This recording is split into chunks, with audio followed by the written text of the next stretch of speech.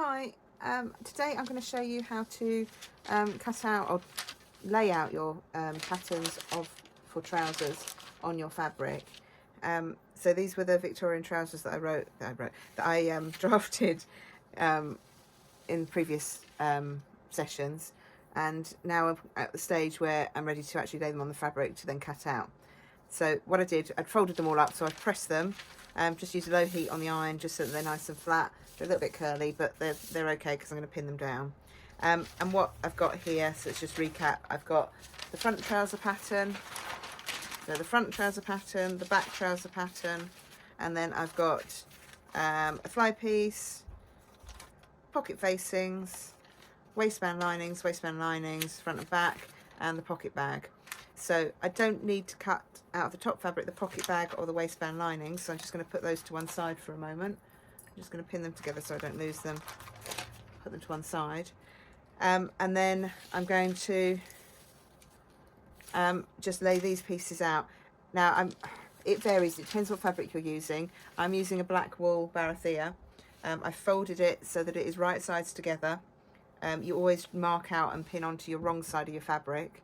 So I've made sure that I've got right sides together, and it's about 60 inches wide, so it's folded widthways, so this is the length of the fabric. Okay, so I'm going to use my selvage edge to make sure that I get my and the fold to make sure that I get the trouser patterns and all the other patterns on the straight of grain. Okay, so the straight of grain is the strongest part of the weave of the fabric. You've got the warp of the fabric, which are the threads going that way, and then the weft, which goes across, and where they cross over are the strongest points, and that length is called the straight of grain. Okay, and it follows in line with the selvage edge, which is your finished width edge of your fabric.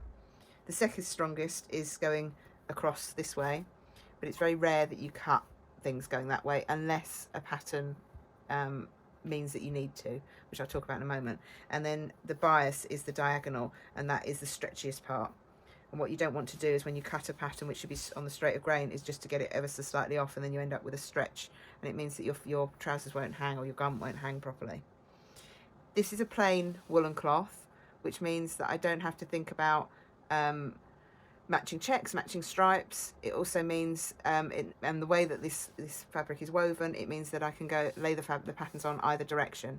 So if you have a fabric such as velvet, which has got a really obvious direction to it, everything has to be cut in the same direction. It's not very space saving. You waste a lot of fabric by doing it, but it's essential to make sure that if you've got directional cloth like velvet or corduroy, or a pattern that goes in a particular way, so some of the brocades have patterns in a particular way, you don't want to end up cutting half of it going the wrong direction, because it'll be so obvious once it's being worn. When I said earlier about you don't often cut that way, however, if you've got a stripe that goes the length of your fabric and you want to cut a waistcoat, for example, with the stripe going across the body, then you would cut your patterns that way. So it's not wrong to do it, it's just not normal to do it. The usual kind of method of cutting out patterns on fabric is that you follow the straight of grain, which is the length of the fabric and is in line with the selvage edge. Okay, so what I'm going to do is I'm going to start off, and I'm going to start off with my back panel because it's the largest piece, and I'm just going to lay it on. Move those out of the way for the moment.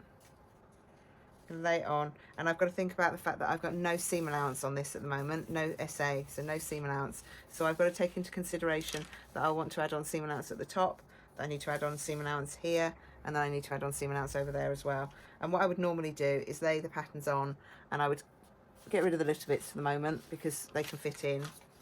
But I think about the largest parts, and you can turn your patterns over, especially if you're cutting it so that it's on the fold, and work out where this other piece is going to go. It won't go here, obviously. And what is more than likely normal with cutting out trousers, you end up chopping and tailing them. It still doesn't fit, but what I'll probably find when I come to lay it out is that it'll be better to lay it that way than the other way up, for space saving. Okay, and the other thing I'm thinking about as well is the fact that I'm cutting near the fold, near the selvage edge, which means that I have this piece left over, which will be on the fold, so it's a wider piece that I could use for something else later on. I may use it to put these pieces in. I don't know at the moment. We'll find out. Okay, so pop them out of the way for the moment, and we'll just start with our back trouser panel. So ideally we'd have this completely flat. Let's see if I can fold that up, get that out of the way. Okay, and then we're going to look at the straight of grain on the back, on the leg here. So I drew out a very long straight of grain, and I'm going to take the ruler and I'm just going to measure across and make sure that I've got the same measurement at the top of my straight of grain as I have at the bottom of my straight of grain, and then that will make sure that this is in line with the edge of the fabric. So I've got 9 inches there, but I've only got 8 3/4 there. So just tilt it ever so slightly. Okay, so I've got 9 and 9. Just checking the middle. 9. Okay, so I know that that straight of grain, that line, is in line with the side of the fabric, which means that it should be on the straight of grain of the fabric. Just because I've laid that out like that, I'm just going to check up here as well and use my tape measure, and yeah, I've got 9 inches here as well. So I know now that that is exactly where I want it to be. Okay, second thing I'm just going to think about is, have I left enough space here and have I left enough space here?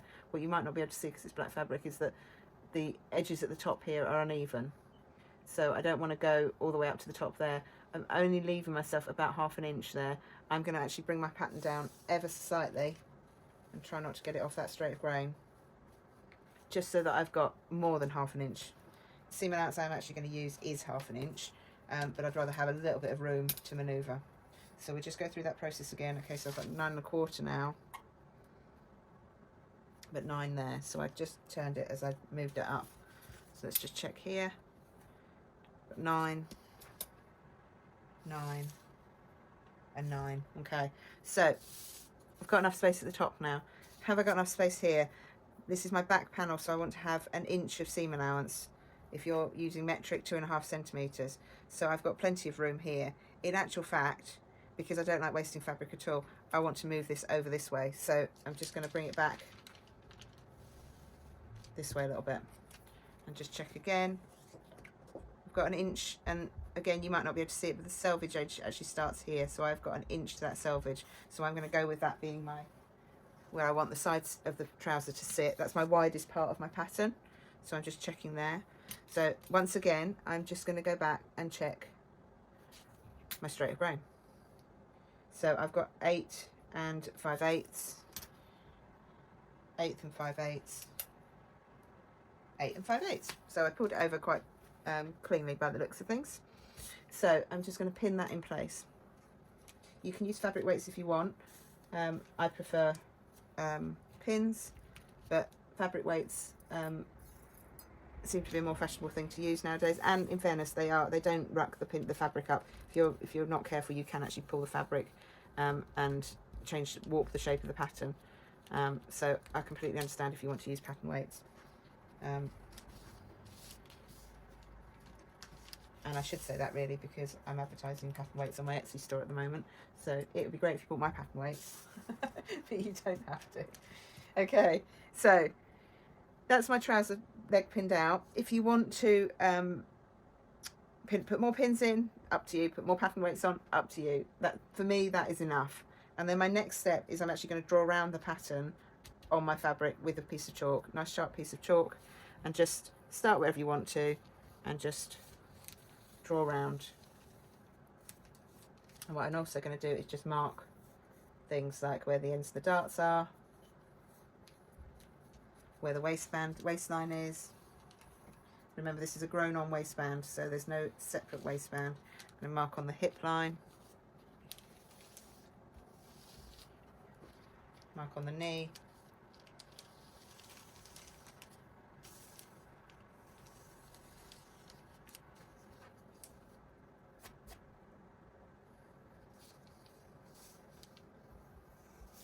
there we go. What I'm going to do is I'm making these for this particular person, so I just need to check my paperwork, what my inside leg is. So they're a 40 waist trouser and an inside leg of 31. So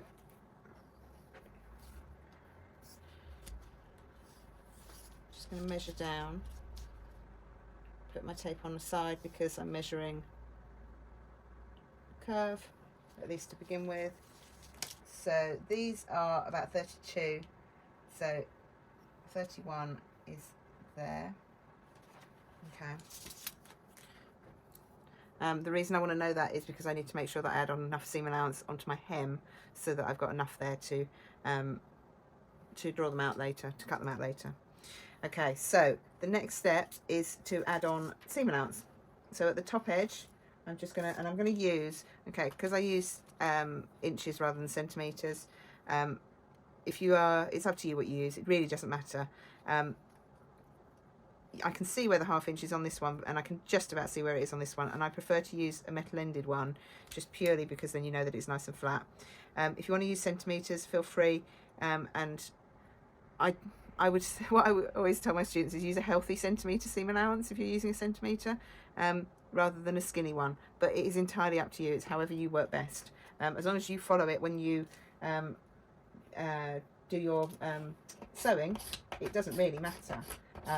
So it's entirely up to you. I'm just sharpening my chalk.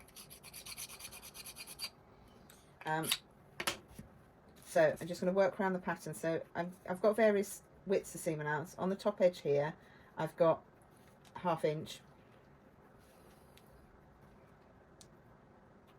But then on the side seam, I'll come back to the centre back in a moment because that's the most complicated. On the side seam, I'm putting 1 inch on.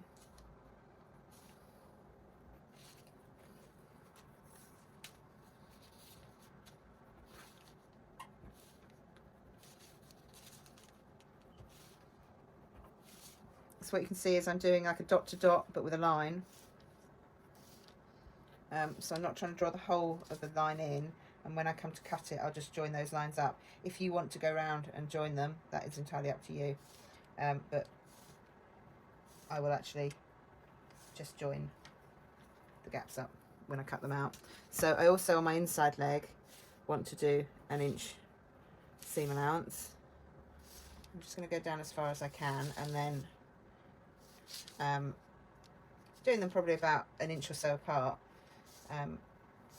Just do down to there, and when I flatten the fabric out, I'll just sort out the hem as well. So here I've got 1 inch seam allowance, and then here I'm also going to have 1 inch seam allowance. But about this point, so about where your hip line is, you actually want to give yourself more. So I want 2 inches when I get up to the top here, and this means that I've just got more to play with if my customer ends up putting on some weight, if for some reason I might get his sizes wrong, or he might have given me the wrong sizes. It just gives me a little bit extra so that I can then let it out. His bottom might stick out a bit more. What you don't want though is all of that wide seam allowance. Actually, I don't want 1 inch there, I want ½ inch there. What you don't want is a huge amount of seam allowance under the seat, underneath the bottom, because it's uncomfortable. So I'm just going to get rid of that first line. Don't know why I decided I needed 1 inch up there. So you come down.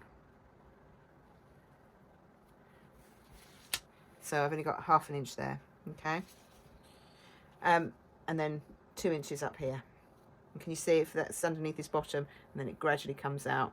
I could bring it a little bit further up, but it will just create a bit of fullness in his seat, which means that we've got a bit of room that we can then, as we machine it, we can let it out if we need to. Okay, so that is top part of the back panel done. I can move that out of the way now because we know that we're pinned on, and then I'm just going to move this up just so that I can do the hem. I'm just going to check.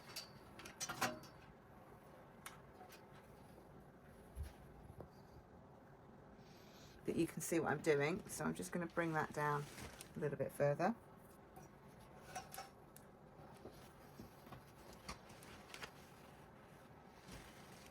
So I worked out earlier that that was my 31 inside leg, which is about 1.25 inches from the bottom of the trouser pattern. And then what I want to do is I want to make sure that I've got enough for the hem to turn up. So I'm going to add on from that 31 inside leg measurement. I'm going to add on 3 inches, and that will give me enough to bring up It's entirely up to you. If you want to add on more, you can. I was just thinking about adding on 4, but I think 3 will be enough. So I'm going to add on 3 here. And then I'm going to get my ruler and just join those two together. And that's my hemline, okay? So before I cut that out though, I'm going to pin on the front trouser. So fold that up. I like to pin all the pattern pieces on, mark all the seam allowances on before I cut them out, because you never know, you might find that you've made a mistake, you haven't added on enough seam allowance in one place, you might want to change it once you get your front on. You might suddenly start to think, oh actually, no, I don't want to have an inch here, I'm going to reduce it down, or I'm going to change this to being 5 centimetres if you cut one piece out and you can't change the other one. So looking at the front trouser, going back to what I was saying earlier, you've got to think about your seam allowance, you've got to think about your straight of grain. I've just flipped this over to see whether I can fit it in, and I can't. If I wanted to fit the front in going this way, so following the same way as the trouser, I would have to put it at least down here. So I'm just going to put a little mark there so you can see. So it needs to sit at least down there to allow for seam allowance, etc. So if I then flip this over,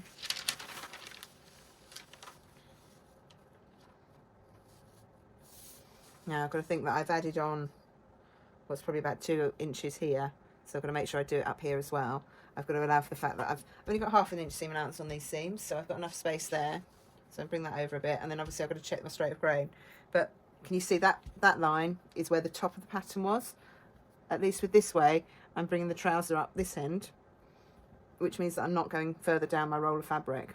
Okay, so this is a fabric saving way of laying your cloth, basically, or laying your patterns out on your fabric. So before I start pinning, I'm just going to check what this measurement is off the end of my pattern, and it's about 1.1 inch and 7/8. So I'm going to allow, yeah, I don't think I want to go any lower than that, so I'm going to come up a little bit further. So I'm going to lay that there, and then I'm going to put my ruler onto there on my straight of grain like I did earlier. If I could get around the other side of the table easier, I'd probably go and measure it from over there, but it's not that easy to do. So I'm going to measure from here and go all the way back to my selvage over here again. So just check, where's my straight of grain line? So the straight of grain is on this side of my ruler, so I'm going to go from this side of the ruler. Let's start down here. So I've got 23 1/8. 23 2/8, and that's going to be wider again, I expect. Yeah. So I just need to turn that ever so slightly this way. And we've got 23 1/8. Let's go straight up to the top. Let's see what we've got up here. 23, oh, and 1.5/8. Let's just come that way a little bit. 1/8. Oops. 23 1/8.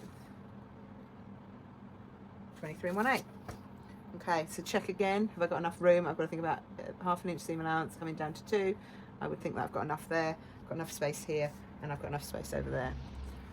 So although my pattern's not laying flat at the top, I'm just going to pin down the bottom, just so that I know that's where it needs to sit. And basically, I'm going to pin up as far as I can.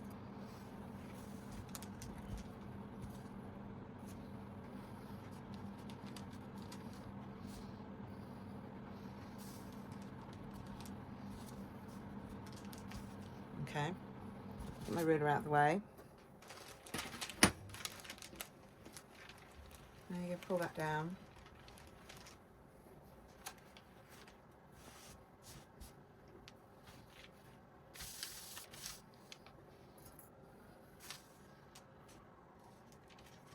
And then just pin up the top.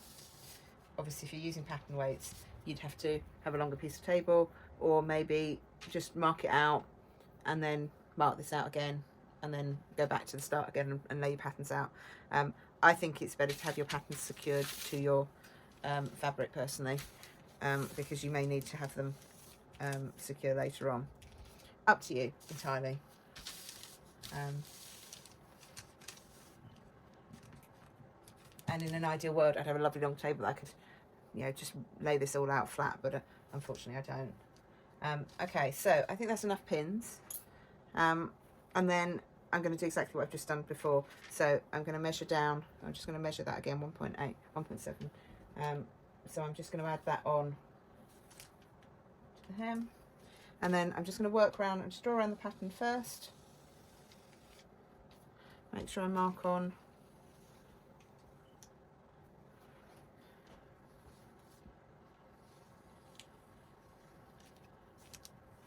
the waistline and the hip line, and also on the front I've got this notch which is for my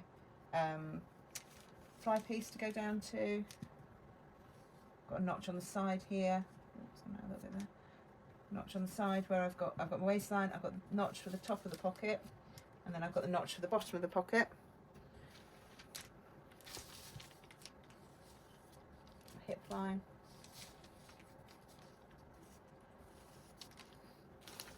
Knee line.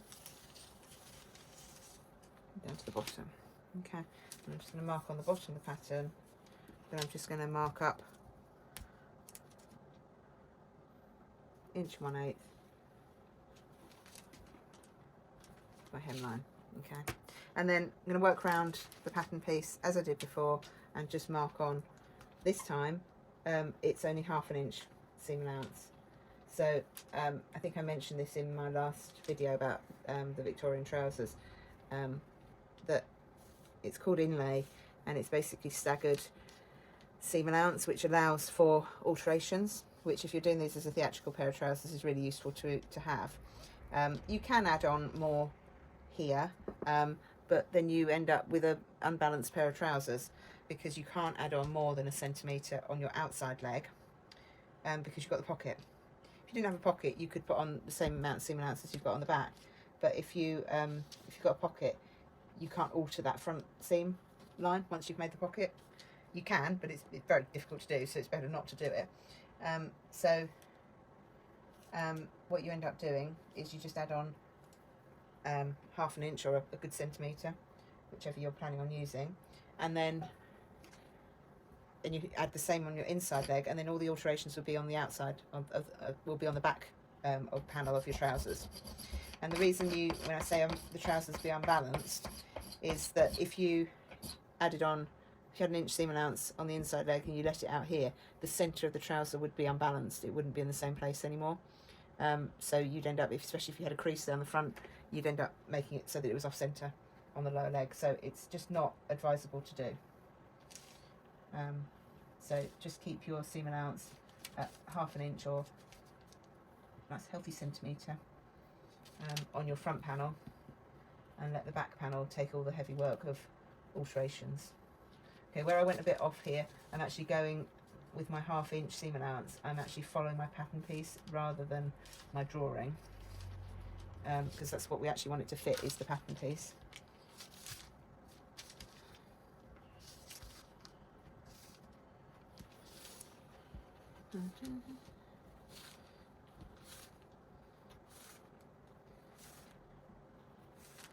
Okay, so there we go. So that's my front trouser leg all marked out. I've marked across into the seam allowance my knee line, my waistline, the notch for the bottom of the fly piece, my waistline on both sides, and my pocket opening. So I've marked those into the seam allowance.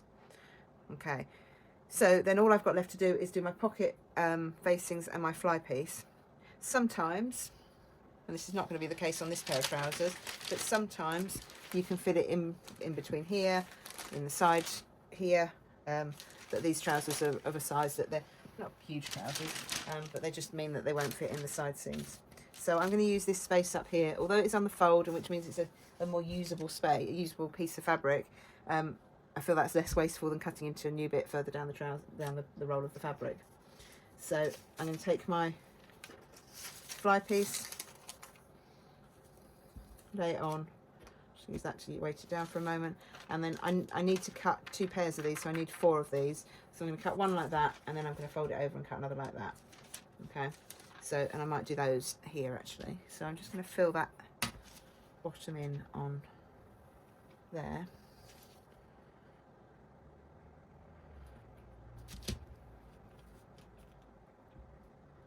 And then I'm going to lay that there, and I'm going to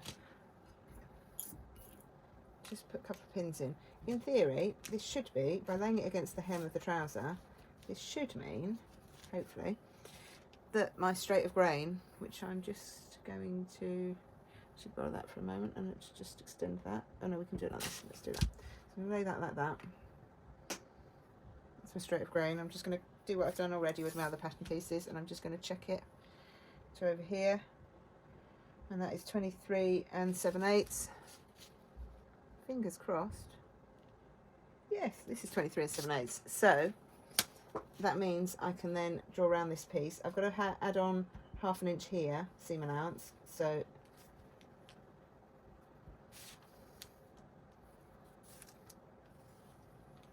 that, and then I'm just going to mark the pocket openings, and then I will add on. Let me do that now while I remember.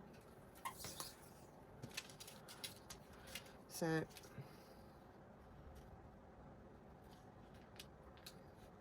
oh, it's a bit close, but it'll be okay. It'll be fine. Okay, so we just skimp off the end there.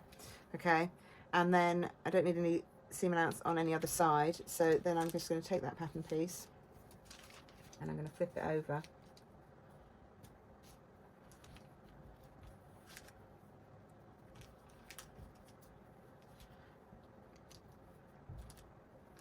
And draw around those two edges.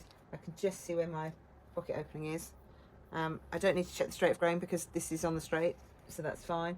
I'm just going to add on that seam allowance like that. Okay, and then that's all ready.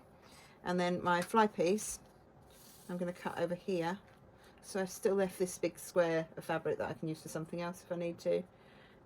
It'll probably work for, out of this fabric I cut out frock coats and waistcoats and things, so I could use that for collars and for waistcoat pocket pieces and things like that. So it's not wasted at all. So I'm going to lay that on there. I'm going to put my ruler, which I'm going to just pin it to begin with because it's quite a fiddly piece.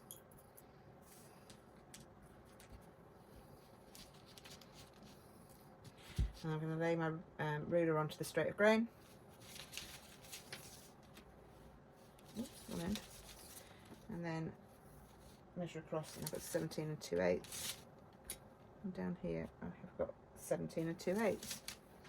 Okay, so just going to draw around the pattern piece. The waistline there.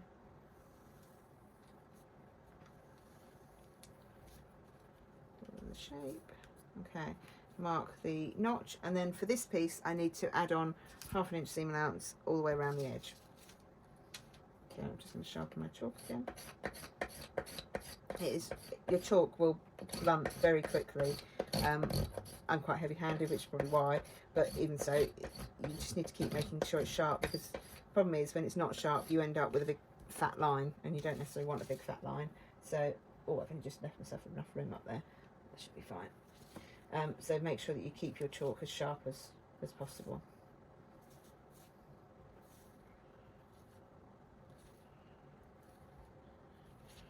So, and then we're going to come across 1/2 inch around this curved side. Oh, we left enough room. Yeah, just enough. And that's how I like it, because it means that we're not wasting anything. Or we're wasting as little as possible. So,